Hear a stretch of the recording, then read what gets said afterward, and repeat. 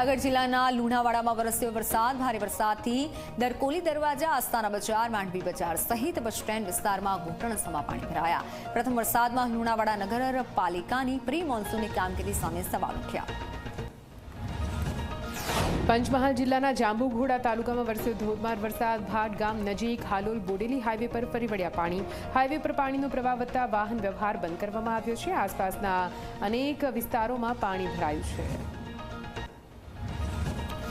સુરતના પર્વતગામમાં ગીતાનગર હજુ પણ પાણીમાં ગરકાવ છે. વરસાદી પાણી લોકોના ઘરોમાં ઘૂસી ગયા. ઘરની બહાર રહેલા વાહનો પણ પાણીમાં ગરકાવ થયા.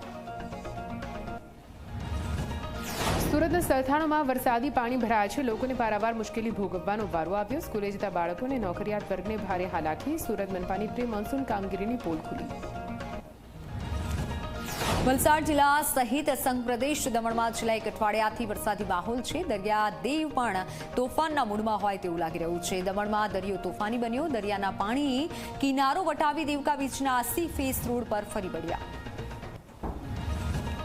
વડોદરાના ડભોઈમાં આવેલી ઓરસંગ અને ઢાઢર નદી ગાંડીતુર બની છે. અગુઠણ અને બનૈયા ગામના રસ્તા પર ફરી વળ્યા છે પાણી. એક ગામથી બીજા ગામનો વ્યવહાર બંધ થયો છે. દેવ ડેમમાંથી ગઈકાલે 5500 ક્યુસેક પાણી છોડવામાં આવ્યું હતું.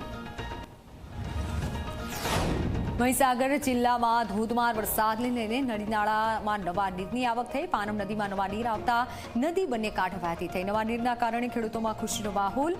પાનમ નદીમાં નવા નીર આવતા નદી પર બનાવેલા ચેકડેમ ઉપરથી પાણી વહી રહ્યું છે. તાપીના સોનગઢ ખાતેનો ડોસવાડા વિયર ડેમ ઓવરફ્લો થયો છે. ડેમ તેની પૂર્ણતઃ સપાટી 405 ફૂટ પર 4 ઇંચ ઓવરટોપ વહી રહ્યું છે પાણી. ડેમમાંથી 220 ક્યુસેક પાણી વહી રહ્યું છે. ડેમ સાથે સંલગ્ન 12 જેટલા ગામોને એલર્ટ કરવામાં આવ્યા.